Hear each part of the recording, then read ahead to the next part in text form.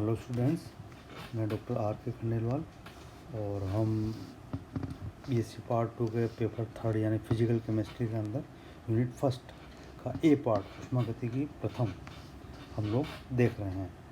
और हमारा मूल उद्देश्य क्या है कि किसी तंत्र के ऊपर ऊष्मा का क्या प्रभाव होता है, और इन प्रभावों का अध्ययन जब हम करते हैं तो हमारे सामने ऊष्मागतिकी के 4 नियम आते हैं। इसके अंदर पहला नियम जो है, यहाँ जैसा हम देख रहे हैं कि जो फर्स्ट रूल ऑफ थर्मोडायनेमिक्स है वो क्या कहता है कि तंत्र को दी गई ऊष्मा उसके अंदर आंतरिक ऊर्जा में परिवर्तन तथा उस तंत्र द्वारा किए गए कार्य में परिवर्तित हो जाती है। यानी कुल दी गई जितनी ऊष्मा हमने दी है वह किस रूप में परिवर्तित हो गई, यहाँ पर ये बताया गया है। यहाँ पर दी गई ऊष्मा आंतरिक ऊर्जा और किए गए कार्य में परिवर्तित होती है। यानी ऊष्मा को न तो उत्पन्न किया जा सकता है या ऊर्जा को न तो उत्पन्न किया जा सकता है, न ही इसे नष्ट किया जा सकता है। तो ये हम आगे देखेंगे, लेकिन ऊष्मागतिकी के अध्ययन से पहले हमको जो बेसिक पार्ट्स है, जो मूलभूत बेसिक परिभाषाएं हैं, वो हमको जो है आनी चाहिए। वो हम देख चुके हैं पहले। जूल का नियम हम देख चुके हैं, शून्य नियम हम देख चुके हैं, है ना। बाकी आपको बताया प्रथम नियम, ब्रह्मांड की कुल ऊर्जा स्थिर होती है, लेकिन एक ऊर्जा दूसरे रूप में परिवर्तित हो सकती है। ये हमने बताया। न तो उस ऊर्जा को उत्पन्न किया जा सकता है, न ही नष्ट किया जा सकता है। द्वितीय नियम हम देख चुके हैं। तो यहाँ पर ये स्टेटमेंट है, बाकी आगे विस्तार से अध्ययन करेंगे। और लिमिटेशन हम देख चुके हैं, कुछ परिभाषाएं, तंत्र, निकाय, परिपार्श्विक, हाँ, ये सारी हम लोग देख चुके हैं। ठीक है। और फिर हमने बात की थी ऊष्मागतिकी साम्य की, उसमें हम देख चुके हैं तापीय साम्य, हाँ, रासायनिक साम्य, यांत्रिक साम्य। उसके बाद में हमने तंत्र के गुण के बारे में देखा, जो 2 प्रकार के देखे, मात्रात्मक और विशिष्ट। ये भी हम देख चुके हैं। और ये किस प्रकार से गुण, मात्रात्मक गुण विशिष्ट गुण में परिवर्तित होते हैं, ये भी हम देख चुके हैं। और उसके बाद में प्रोसेस देखे, प्रक्रम का मतलब जो है जब तंत्र एक अवस्था से दूसरी अवस्था में पहुंचता है।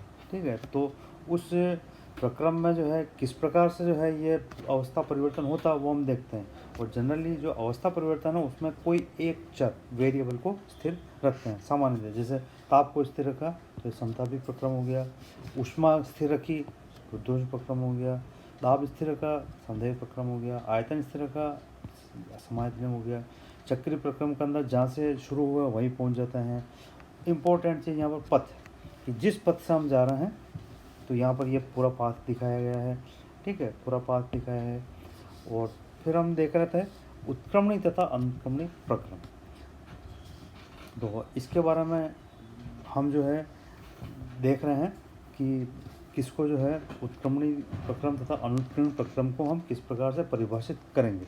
तो यहाँ पर जैसा बताया गया है कि यदि किसी प्रक्रम में प्रेरक बल की मात्रा यानी ड्राइविंग फोर्स की मात्रा प्रतिरोधी बल अपोजिंग फोर्स की मात्रा से अनंत सूक्ष्म, इनफाइनेटसिमल, बहुत इंपॉर्टेंट टर्म है ये, अनंत सूक्ष्म, यानी इसको मापा नहीं जा सकता है। ठीक है ना। न तो अनंत को मापा जा सकता है, न अनंत सूक्ष्म को मापा जा सकता है। तो यदि किसी प्रक्रम में प्रेरक बल की मात्रा प्रतिरोधी बल की मात्रा से अनंत सूक्ष्म अधिक हो, अर्थात प्रक्रम अनंत सूक्ष्म धीमी गति से हो, तो वह प्रक्रम उत्क्रमणी प्रक्रम कहलाता है। वोल्टिक सेल से सूक्ष्म मात्रा से विद्युत प्रवाह इसका अच्छा उदाहरण है। अगर हम इसको ध्यान से देखें तो हम इस प्रकार से इसको बता सकते हैं कि यहाँ पर ये वोल्टिक सेल बताया हमने, जिसके अंदर आगे हम पढ़ेंगे लास्ट 3rd यूनिट के अंदर जो है इलेक्ट्रोकेमिकल सेल के अंदर पढ़ेंगे। थोड़ा सा डिटेल यहाँ हम दे रहे हैं इस विषय के संबंध में कि इस यहाँ पर हम क्या देख रहे हैं कि ये जो जिंक रोड है, ये डूबी हुई है किसके अंदर, जिंक सल्फेट में। इसी प्रकार से यहाँ पर जो कॉपर इलेक्ट्रोड है, वह इलेक्ट्रोड डूबी हुई किसमें, कॉपर सल्फेट हीलियम में। और ये एक सेमी परमेबल मेम्ब्रान अर्धपारगम्य झिल्ली से पृथक है। ठीक है। अभी हम जो है ये कनेक्शन, इस पार्ट को हम अभी नहीं देख रहे हैं। ठीक है। अभी हम केवल इधर देख रहे हैं। तो अब यहाँ पर क्या है कि अब हम यहाँ पर जब इन दोनों के बीच में जिंक की इलेक्ट्रोड तथा किस के बीच में, जिंक इलेक्ट्रोड तथा कॉपर इलेक्ट्रोड बीच में संबंध स्थापित करते हैं। तो यहाँ पर ये जो है की है, अगर इसको संबंध जोड़ते हैं तो क्या होगा कि धारा का प्रभाव होगा किधर से, जिंक इलेक्ट्रोड से कॉपर इलेक्ट्रोड की ओर। ठीक है। धारा का प्रवाह होगा यानी इलेक्ट्रॉन का प्रवाह होगा। तो इसलिए ये जो डायरेक्शन है वह इस दिशा में बताएगी, यानी फॉरवर्ड डायरेक्शन होगी, और ये स्वतः प्रक्रम है। ठीक है। अब यदि इस प्रक्रम को उत्क्रमित करना हो, यदि इस प्रक्रम को उत्क्रमित करना हो, ठीक है, अब यहाँ पर क्या है, जोड़ने पर क्या, धीमे धीमे धारा बहती रहेगी, धीमे धीमे बहती रहेगी। ठीक है। अब यदि इस प्रक्रम को उत्क्रमित करना चाहें तो उसके लिए क्या करेंगे, हम एक काम करें, पोटेंशियोमीटर जो है एक डिवाइस होती है जिसको हम लेते हैं, आगे डिटेल में देखेंगे। इसका अंदर परिवर्ती वोल्टता होती है, यानी वोल्टेज जो है आप जो है जितना चाहो एक रेंज होती है, उस रेंज में आप रख सकते हो। यहाँ पर हमारा मूल उद्देश्य क्या है कि जो कॉपर जिंक इलेक्ट्रोड जो आपके ये सेल है, इस सेल की वोल्टेज है 1.1 वोल्ट। हम चाह रहे हैं कि जो पोटेंशियोमीटर है इसका वोल्टेज 1.1 वोल्ट से कम ज़्यादा हो जाए, बहुत ज़्यादा अंतर नहीं चाहिए, 1.1 से कम ज़्यादा हो जाए। तो हम यहाँ पर इसको इस प्रकार से दिखाते हैं। ठीक है। जब हम यहाँ पर इसकी वोल्टता इसके बरोबर है, 1.1 बरोबर है, जब बरोबर है, दोनों की वोल्टता बरोबर है, तो यहाँ पर धारा का प्रवाह जो है शून्य हो जाएगा। धारा का प्रवाह जो है ये जो निशान जो हम देख रहे हैं ये शून्य पर आ जाएगा। ठीक है। अब यदि हम जो है यहाँ वोल्टेज जो परिवर्तित वोल्टता है या पोटेंशियोमीटर की वोल्टता है वह 1.1 वोल्ट से कम करते हैं, यानी पहली स्थिति। अगर हम कम करते हैं उस केस में क्या होगा कि यह प्रोसेस अग्र दिशा में, ये हम बता रहे हैं यहाँ पर ए स्थिति के अंदर अग्र दिशा में बढ़ेगा। ठीक है। अब हम यहाँ पर इसका वोल्टेज जो है 1.1 कर देते हैं तो ये प्रोसेस रुक जाएगा। और यदि हम यहाँ पर जो पोटेंशियोमीटर है इसका वोल्टेज 1.1 वोल्ट से अधिक कर देते हैं तो ये प्रक्रम उत्क्रमित हो जाएगा, यानी उलट जाएगा। कि पहले जिंक जो है, जिंक कन्वर्ट हो रहा था Zn+2 आयन में, और कॉपर +2 आयन कन्वर्ट हो रहा था कॉपर में। अब यहाँ उल्टा हो गया, हाँ, जैसे वोल्टेज हमने बढ़ाया पोटेंशियोमीटर का उल्टा हो गया। अब यहाँ पर Zn+2 जो है आयन कन्वर्ट हो रहा है Zn में, और कॉपर जो आपके मेटल है जिस पर शून्य चार्ज है वह है कॉपर +2 में परिवर्तित हो रहा है। और धारा की दिशा भी उलट जाएगी, धारा की दिशा भी उलट जाएगी, धारा की दिशा भी उलट जाएगी। तो ये एक जो है हम यहाँ पर एक प्रोसेस हमने यहाँ पर बताया है। तो यहाँ पर वोल्टेज सेल से सूक्ष्म मात्रा से विद्युत प्रवाह इसका अच्छा उदाहरण है। ठीक है। जहाँ पर उत्क्रमण जो प्रक्रम को उत्क्रमित किया जा सकता है। उत्क्रमणीय प्रक्रम में तंत्र की अवस्था के चर, ताप, दाब आदि परिपार्श्विक के अथवा चरों से अनंत सूक्ष्म अधिक होते हैं। ठीक है ना। यहाँ पर जो है वेरिएबल हमने क्या लिया था इसके अंदर, वेरिएबल क्या है यहाँ पर, यहाँ जो चर है वह धारा की वोल्टेज, धारा की वोल्टेज का आधार, धारा की मात्रा वोल्टेज हमने लिया है। अब यहाँ पर तंत्र अपने परिपार्श्विक के साथ हमेशा साम्यावस्था में रहता है। इसके दूसरे उदाहरण से समझते हैं। एक तंत्र अपने परिपार्श्विक से ऊष्मा का अवशोषण उत्क्रमणीय रूप से करता है। इसका तात्पर्य यह है कि परिपार्श्विक का ताप तंत्र के ताप से केवल अनंत सूक्ष्म अधिक हो, तभी ऊष्मा का विनिमय अनंत सूक्ष्म गति से संभव है। इसको हम इस प्रकार से समझा सकते हैं कि एक जो है कप में हमने जो है चाय भर रखी है, तो ये तंत्र हो गया, कप में भरी हुई चाय तंत्र हो गया, और बाहर का जो वातावरण है परिपार्श्विक हो गया। अब यहाँ पर क्या है कि चूँकि कप के अंदर जो भरी गई चाय है या जो तंत्र है उसका तापमान परिपार्श्विक के तापमान से अधिक है, इसलिए यहाँ पर क्या होगा कि धीमे धीमे क्या होगा कि तंत्र के द्वारा ऊष्मा परिपार्श्विक को दी जाएगी। क्यों? क्योंकि यहाँ पर तंत्र का तापमान परिपार्श्विक के तापमान से अधिक है। ठीक है। ऊष्मा का यानी यहाँ ऊष्मा का विनिमय हो रहा है। अब यहाँ पर क्या है कि यदि तंत्र का ताप परिपार्श्विक के ताप से अनंत सूक्ष्म बढ़ा दिया जाए, है ना, यदि तंत्र का ताप बढ़ा दिया जाए तो तंत्र ऊष्मा का उत्सर्जन करने लगेगा, अर्थात प्रक्रम उत्क्रमित हो जाता है। इसको जो है हम इस प्रकार से समझ सकते हैं कि पहले जो है तापमान कम था, है ना, जैसे हमने कोई पानी भर रखा था तो तापमान कम था, और अब हमने उसके अंदर जो है गर्म पानी डाल दिया या चाय डाल दी तो तापमान अधिक हो गया। तो ये इस प्रकार से हम समझा सकते हैं कि यदि इसको हम इस प्रकार समझ सकते हैं, यदि तंत्र का ताप उस परिपार्श्विक के ताप से अधिक होता है तो ऊष्मा जो है तंत्र से परिपार्श्विक की ओर प्रवाहित होगी। और यदि इसको उलट कर देते हैं कि यदि हम जो तंत्र है उसका ताप अगर कम कर देते हैं, ऊष्मा का प्रवाह उल्टी दिशा में यानी परिपार्श्विक से तंत्र की ओर होगा। तो इस प्रकार से किसी प्रक्रम को उत्क्रमित किया जा सकता है। अतः तंत्र हमेशा ही प्रत्येक क्षण अपने परिपार्श्विक से साम्यावस्था में रहता है तथा परिपार्श्विक के फलनों में अनंत सूक्ष्म अंतर कर देने से प्रक्रम उत्क्रमित किया जा सकता है। यहाँ एक महत्वपूर्ण बात है कि अनंत सूक्ष्म अंतर की हम बात कर रहे हैं, यानी जिसको मापा नहीं जा सकता। अनंत सूक्ष्म का मतलब ये है, ये एक सैद्धांतिक पद है, हाँ सैद्धांतिक पद है, और यहाँ पर अनंत सूक्ष्म अंतर को या मात्रा को मापा नहीं जा सकता। ये एक सैद्धांतिक प्रक्रम है। यदि प्रक्रम बहुत तीव्र गति से होता है, यदि प्रक्रम बहुत तीव्र गति से होता है अथवा स्वतः होता है तो वह प्रक्रम अनुक्रमिक प्रक्रम कहलाता है। सामान्यतः प्रकृति में होने वाला समस्त प्रक्रम स्वतः प्रक्रम होते हैं या अनुक्रमणीय प्रक्रम होते हैं। इस प्रकार के प्रक्रम में तंत्र की अवस्था के चर परिपार्श्विक अवस्था चरों से परिमित, यहाँ इम्पोर्टेंट क्या टर्म है, परिमित, फाइनाइट। फाइनाइट का मतलब मेजरेबल, यानी जिसको हम माप सकते हैं, तो परिमित मात्रा में भिन्न होते हैं। इसलिए तंत्र अपने परिपार्श्विक के साथ साम्यावस्था में नहीं रहता है। अब यहाँ पर बात कर रहे हैं कि किस प्रकार उदाहरण हम लेते हैं कि जैसे गैसों का आपस में मिश्रित होना। अब जैसे वायुमंडल के अंदर जो हमने ऑक्सीजन का कार्बन डाइऑक्साइड के अलग अलग सिलेंडर है, हमने खोल दी, अब वायुमंडल में घुल गई, तो गैसों का आपस में मिश्रित होना। अब यहाँ पर क्या है, इसको रिवर्स उत्क्रमित नहीं किया जा सकता है। इसी प्रकार से पदार्थ का विलायक में घुलना, नमक को पानी में घोला, या गैस का शून्य में प्रसार, इसी प्रकार से दूध से दही बनाना आदि अनुक्रमणीय प्रक्रम या स्वतः प्रक्रम के उदाहरण हैं। इन प्रक्रम को उत्क्रमित यानी उल्टी दिशा में हम नहीं बदल सकते हैं। और उत्क्रमणीय और अनुक्रमणीय प्रक्रम में अंतर को एक और उदाहरण से हम लेते हैं कि यहाँ पर हमने क्या किया है कि एक जो है जो सिलेंडर है उसके अंदर गैस को भरी है, ये सिलेंडर है उसके अंदर हमने गैस को भरी है। यहाँ पर जो है ये जो आपको दिखाई दे रहा है ये पिस्टन है, और ये गैस जो है इसके अंदर भरी हुई है, और ये पिस्टन के ऊपर बाह्य दाब, ये इसको हम जो है अप्लाइड प्रेशर भी कह सकते हैं, और एटमॉस्फेरिक प्रेशर भी, एटमॉस्फेरिक प्रेशर तो नहीं कहेंगे लेकिन अप्लाइड प्रेशर हम कह सकते हैं।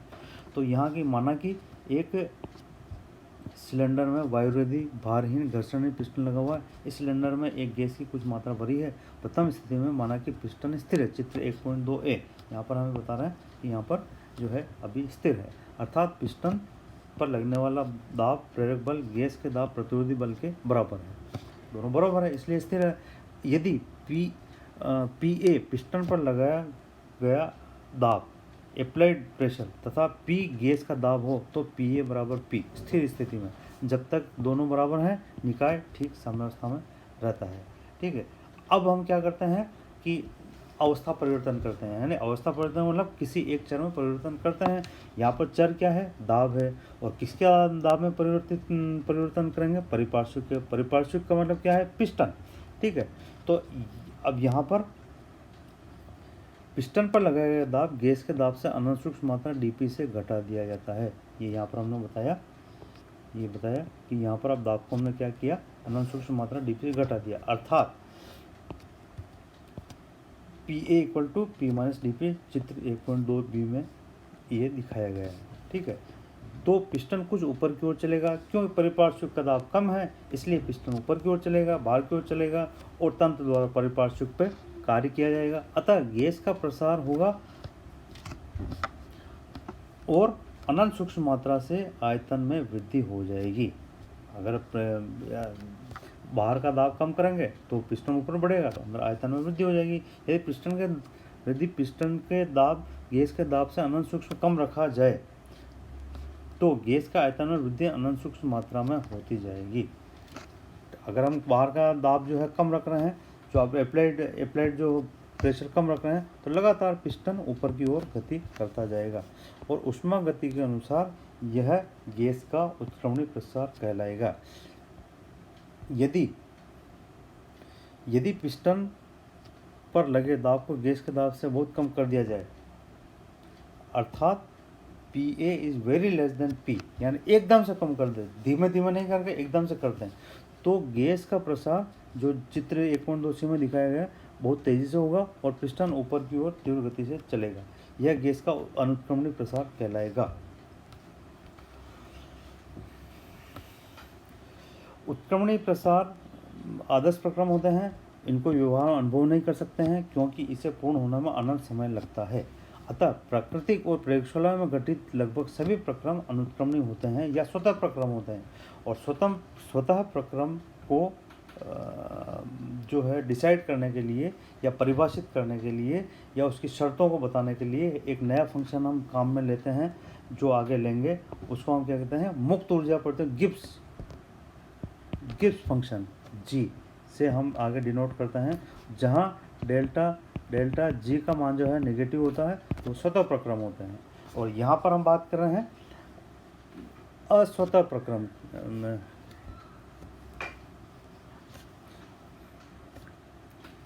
और यहाँ पर हम बात कर रहे हैं दोनों के बीच में अंतर की। अर्थात किसी प्रक्रम को व्यावहारिक रूप से उत्क्रमणीय बनाना संभव नहीं होता क्योंकि किसी गुण को अनंत सूक्ष्म मात्रा से परिवर्तित करना संभव नहीं है। उत्क्रमणीय प्रक्रम पूर्णतः काल्पनिक तथा सैद्धांतिक है क्योंकि अनंत सूक्ष्म किसी भी चर में परिवर्तन हम नहीं कर सकते। इसको कल्पना के तौर पर या सिद्धांत के तौर पर जरूर हम बता सकते हैं, परंतु उत्क्रमणीयता रिवर्सिबिलिटी की धारणा से कुछ महत्वपूर्ण एवं उपयोगी निष्कर्ष निकलते हैं। क्या निकलते हैं? तुलना करते हैं तो हमको ध्यान पड़ेगा कि उत्क्रमणीय तथा अनुत्क्रमणीय प्रक्रम में तुलना करते हैं तो सबसे पहला जो मुख्य अंतर है कि जो उत्क्रमणीय प्रक्रम है अत्यंत धीमी गति से होते हैं, जबकि ये तीव्र गति से होते हैं। एक छोटा सा उदाहरण और बता सकते हैं कि गुब्बारा हमने फुला रखा है और उसको हम जो है अगर मुंह हल्का सा ढीला हो तो धीमे धीमे उसमें से गैस निकलेगी, तो ये धीमा प्रक्रम हो गया, ठीक है। और यदि हम गुब्बारा में पिन लगा कर फोड़ दें तो यहाँ पर जो है जो गैस है एकदम तेज़ी से निकल जाएगी। तो धीमे धीमे निकलना, तो ये उत्क्रमणीय प्रक्रम को हम इससे समझा सकते हैं। और एकदम पिन लगा कर फोड़ दें तो ये अब जो है तीव्र गति का प्रक्रम अनुत्क्रमणीय प्रक्रम कहलाएगा। इसी प्रकार से दूसरा अंतर, प्रत्येक क्षण परिपार्श्विक के साथ तंत्र जो है हमेशा प्रत्येक क्षण अपने परिपार्श्विक के साथ साम्यावस्था में रहता है, जबकि यहाँ पर साम्यावस्था नहीं होती, प्रक्रम एक दिशा में चलता है। इसी प्रकार से तीसरा अंतर लेते हैं कि यहाँ पर प्रतिरोधी बल को अनंत सूक्ष्म अधिक कर देने पर प्रक्रम की दिशा विपरीत हो जाती है, जबकि अनुत्क्रमणीय प्रक्रम ऐसा नहीं होता, प्रक्रम एक ही दिशा में चलते हैं, विपरीत दिशा में नहीं लाया जा सकता। और यही चीज़ हमने अभी आपको जो है एक एग्जाम्पल से दिखाई थी कि यहाँ पर वोल्टेज सेल के अंदर यहाँ पर यदि पोटेंशियोमीटर के वोल्टेज को यदि 1.1 से बढ़ा देंगे तो यहाँ पर ये जो स्वतः प्रक्रम जो हम दिखाई दे रहा है यहाँ पर, ये प्रक्रम व्युत्क्रमित हो जाता है, यानी ये उल्टी दिशा में चलने लग जाता है। तो ये उत्क्रमणीय प्रक्रम की एक खास बात होती है जिसको हम इस उदाहरण से समझा सकते हैं। अब यहाँ पर चौथा जो अंतर बताया गया है, इन प्रक्रमों से अधिकतम कार्य प्राप्त किया जा सकता है, जबकि अनुत्क्रमणीय प्रक्रम में कार्य की मात्रा कम प्राप्त होती है। और यहाँ पर एक अगर आप न्यूमेरिकल करते हैं तो यदि यहाँ पर जो हमने उदाहरण देखा अभी कि यहाँ पर जो गैस का दाब है वह हम जो है लगातार कम कर रहे हैं। यदि इस उदाहरण में यदि P इक्वल टू, यदि यहाँ पर जो है प्रेशर जो वायुमंडलीय जो अप्लाइड प्रेशर है, यदि उसको परिवर्तन हम कर रहे हैं 10 वायुमंडलीय दाब से 1 वायुमंडलीय दाब, ठीक है। इस केस के अंदर क्या हो, आयतन में वृद्धि होगी, दाब में कमी हो रही है, 10 से 1 कर रहे हैं, ठीक है, तो आयतन में वृद्धि होगी, ठीक है। और इस प्रोसेस के अंदर जो कार्य है उसको जो हम इस प्रकार से लेते हैं V1 से V2 आयतन परिवर्तन PdV, इसके द्वारा मापते हैं। और यदि यहाँ पर उत्क्रमणीय प्रक्रम है तो जो W रिवर्सिबल प्रक्रम है, तो इस एग्जाम्पल के अंदर जो रिवर्सिबल प्रोसेस है इसका अंदर जो कार्य की मात्रा आएगी 2.303 स्थिर ताप के ऊपर, ठीक है ना, जहाँ पर T जो है बराबर कांस्टेंट है। और जब अनुत्क्रमणीय प्रक्रम करते हैं तो इसके अंदर जो है जो कार्य की मात्रा प्राप्त होती है वह प्राप्त होती है 0.90 RT। कितनी प्राप्त होती है? 0.90 RT। तो दोनों में कितना फ़र्क है ये हम देखते हैं स्थिर ताप के ऊपर। तो इससे स्पष्ट पता लगता है कि जो आपका उत्क्रमणीय प्रक्रम है उनमें अधिकतम कार्य प्राप्त किया जा सकता है, क्योंकि इसके अंदर जो प्रतिरोधी जो बल है उसका अंदर कमी, यानी यहाँ पर जो प्रतिरोधी दाब है उसकी मात्रा बहुत धीमे धीमे कम होती है, अनंत सूक्ष्म मात्रा से कम होती है, जबकि अनुत्क्रमणीय प्रक्रम के अंदर जो है बहुत तेज़ी से कम होती है।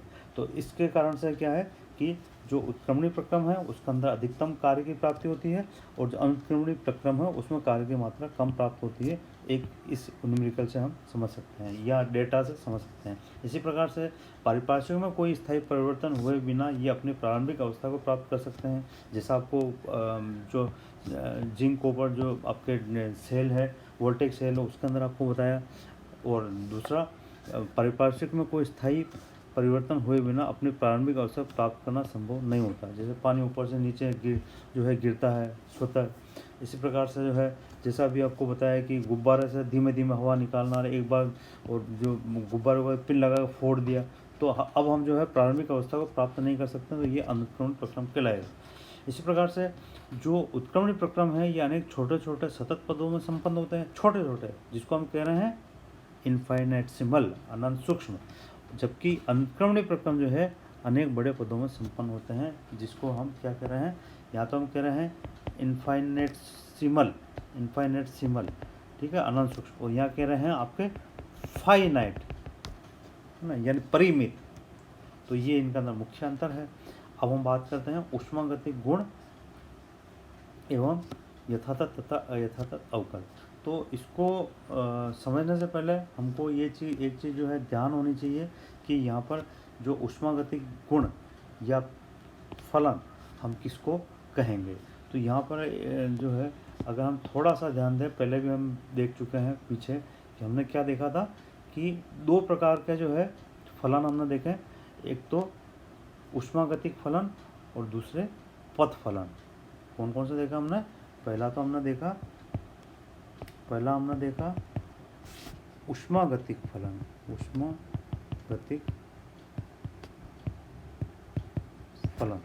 वे फलन जो तंत्र की प्रारंभिक तथा अंतिम अवस्थाओं पर निर्भर करते हैं। जैसे आपके जो हो गए ताप हो गया, दाब हो गया, आयतन हो गया, एंथैल्पी हो गई, मुक्त ऊर्जा हो गया, तो ये सारे के सारे एंट्रोपी हो गई, जिनको हम कैपिटल लेटर्स दिखा रहे हैं, ये सारे के सारे ऊष्मागतिक फलन होते हैं जो केवल प्रारंभिक और अंतिम अवस्था के ऊपर निर्भर करते हैं। तो ये ऊष्मागतिक फलन कहलाते हैं। और दूसरे प्रकार के वे फलन जो प्रक्रम के पथ पर निर्भर करते हैं, तो ये कहलाते हैं पथ फलन, पाथ फंक्शन, ठीक है। और ये जो फंक्शन है कौन कौन सा है? एक तो है Q ऊष्मा और एक है W, स्मॉल लेटर से लिखते हैं। जनरली कई जगह है इसको जो है कैपिटल से भी लिखा गया है, लेकिन हम सामान्यतः इसको स्मॉल लेटर से लिखते हैं। तो दोनों में मुख्य अंतर, ऊष्मागतिक फलन जो केवल तंत्र के प्रारंभिक तथा अंतिम अवस्थाओं के ऊपर निर्भर करते हैं, पथ के ऊपर नहीं करते हैं।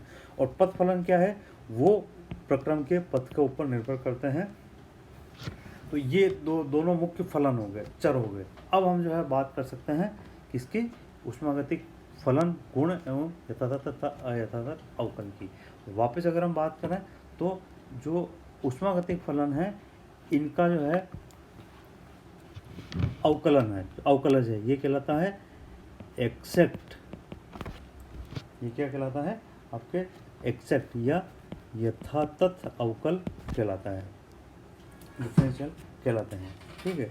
और जो पथ फलन है इनके जो अवकलज है ये कहलाते हैं अयथातथ कहलाते हैं, या इसको हम इनएक्सेक्ट कहते हैं। ये हमको मूल चीज़ जो है ध्यान रखनी है। अब हम आगे बढ़ सकते हैं कि इसको एक जनरल समझाने के लिए यहाँ बताया गया है कि माना कि जेड एक तंत्र का मात्रात्मक ऊष्मागतिकी गुण है। गुण का मतलब फलन, हाँ, फलन का मतलब चर का मतलब ऊर्जा हो सकती है, आंतरिक ऊर्जा, एंथैल्पी, एंट्रोपी, जैसा आपको बताया गया है। ये अवस्था फलन है जो कि पथ पर निर्भर नहीं करते हैं, केवल अंतिम और प्रारंभिक अवस्था पर निर्भर करते हैं। यह गुण कई चरों एक्स वाई जेड का एक मानी फलन है, यानी सिंगल वैल्यूड फंक्शन है। अतः इसे निम्न प्रकार व्यक्त किया जा सकता है, z equal to function of x y Z.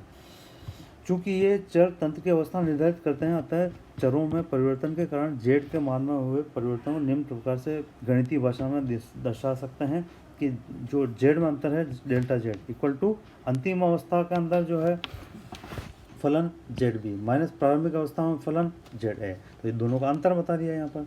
और यहाँ पर ये जो जेड है ये किसके ऊपर निर्भर कर रहा है, एक्स वाई और जेड के ऊपर। तो अंतिम अवस्था के अंदर जो है तीनों चर एक्स वाई जेड के मान बताए गए हैं माइनस, और जो आपको प्रारंभिक अवस्था है ये बताई गई है कि एक प्रारंभिक अवस्था के अंदर तीनों फलन एक्स वाई जेड उनका मान क्या था।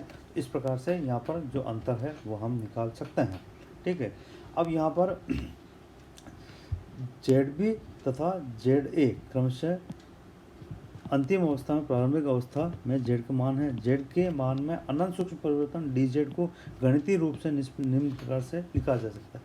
किस प्रकार से लिखते हैं हम, यहाँ बता रखा है कि डी जेड अंतर, जेड का अंदर अंतर इक्वल टू, अब यहाँ पर इसको हम इस तरह से बताते हैं कि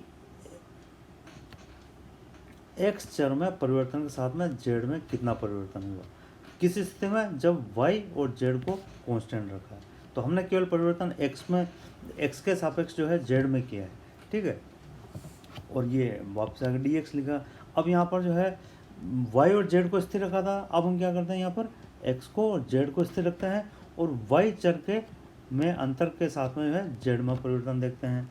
इसी प्रकार से जो तीसरा पद आ रहा है यहाँ पर क्या है कि अब हम यहाँ पर हमने जो है वाई जेड को स्थिर रखा था, यहाँ हमने एक्स जेड को स्थिर रखा था, अब यहाँ एक्स वाई को स्थिर रखते हैं। तो यहाँ पर जेड में परिवर्तन के साथ तीसरा जो चर है उसमें परिवर्तन के साथ में जो हमारा जेड है उसके अंदर क्या परिवर्तन होता ये हम देखते हैं।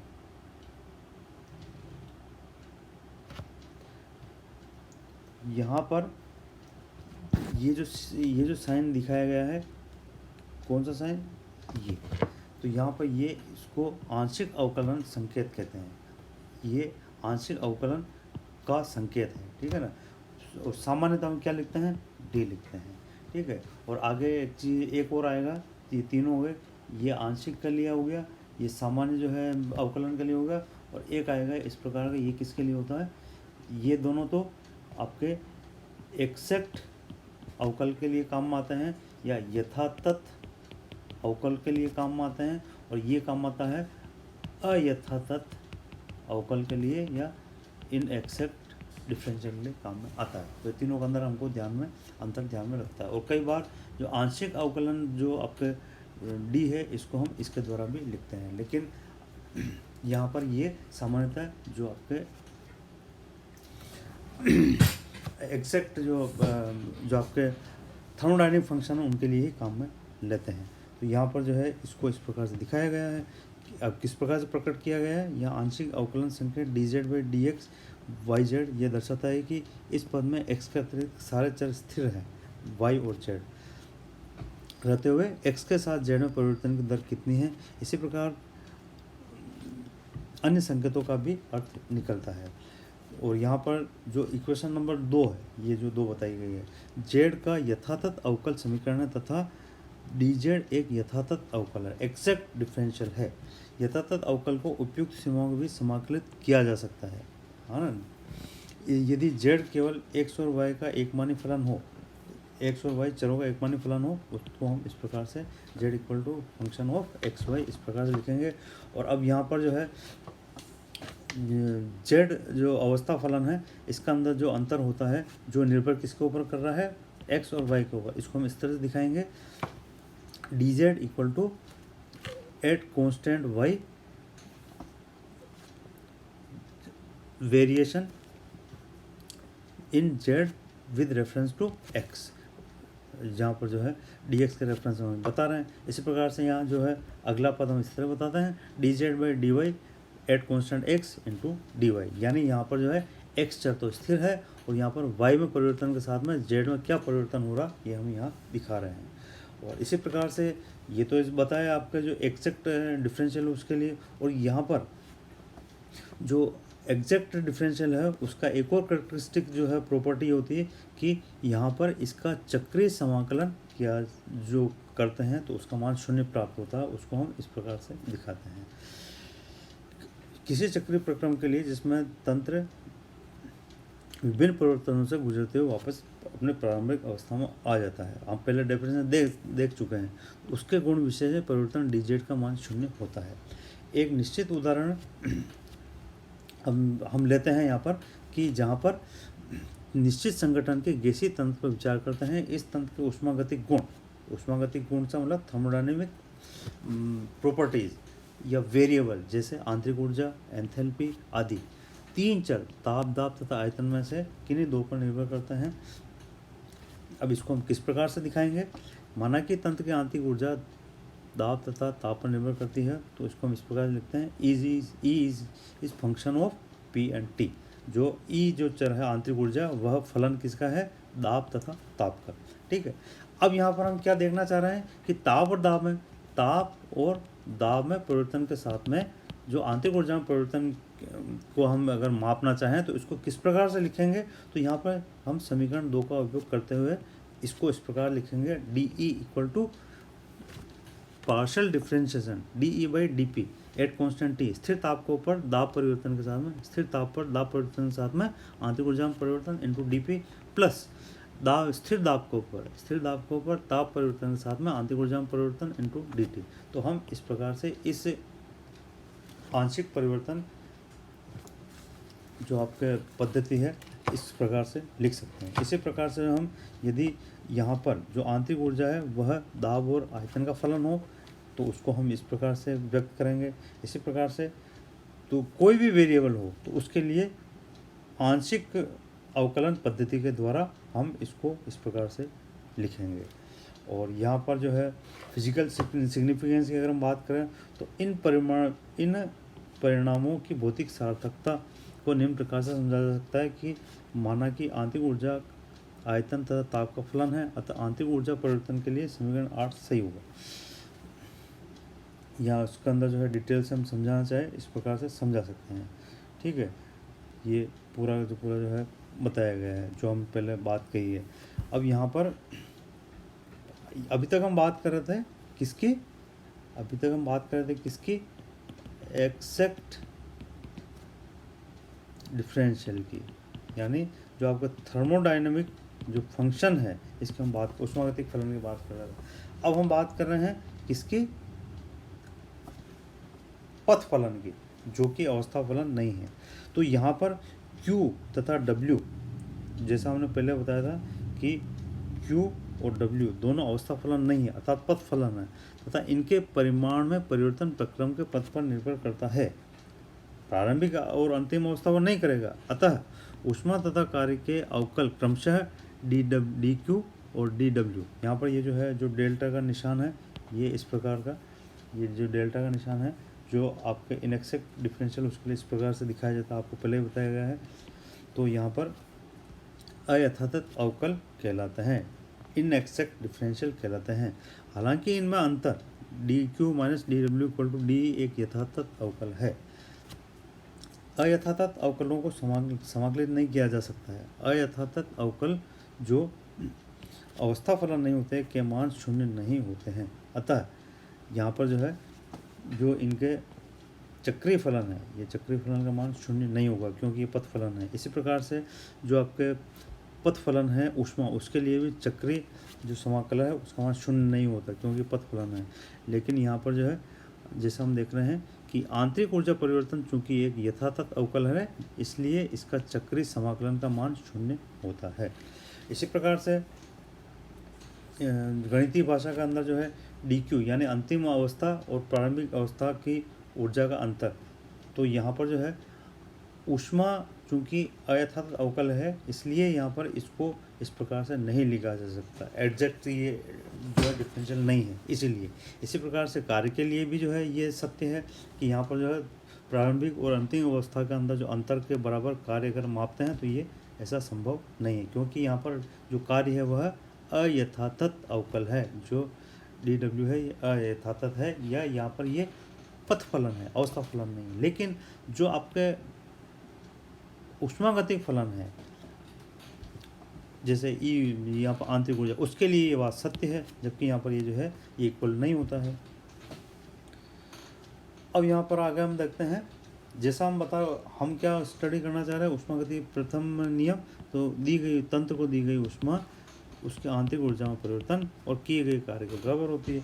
तो हम जो है इसकी बेसिक टर्म्स है, जो ऊष्मा है, आंतरिक ऊर्जा है, कार्य है, इनके अंदर अंतर है ना, इनके लिए जो फॉर्मूला है वो हम देख रहे हैं, इनकी जो है करेक्टरिस्टिक है वो हम देख रहे हैं। तो कार्य तथा ऊष्मा की जो कॉन्सेप्ट है ना, जो धारणा है, वो भी हमको जानना आवश्यक है, ताकि हम प्रथम नियम को विस्तार से पढ़ सकें।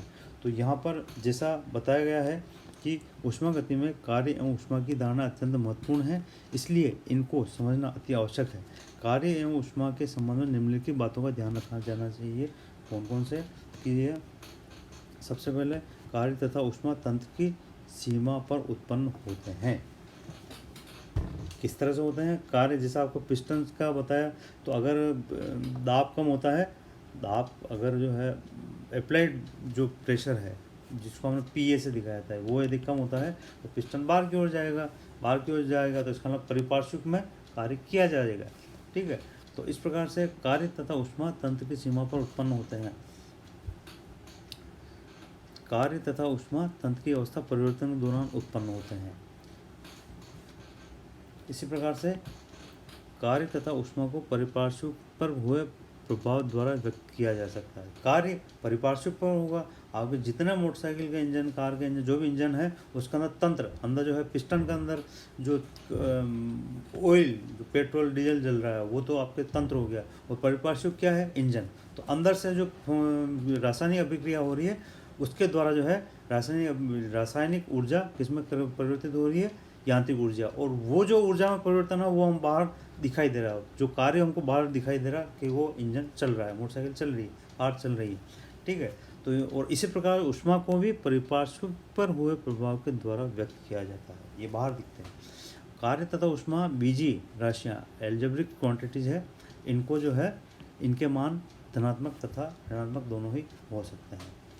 अब जैसे ऊष्मा की हम बात करते हैं, तो यदि जैसे हम देखते हैं कि प्रबल अम्ल, प्रबल क्षार, उदासीन अणु ऊष्मा, तो यहाँ पर ऊष्मा क्या है कि तंत्र द्वारा परिपार्श्विक की ओर निकलती है। ठीक है, तो इसके कारण से क्या होता है?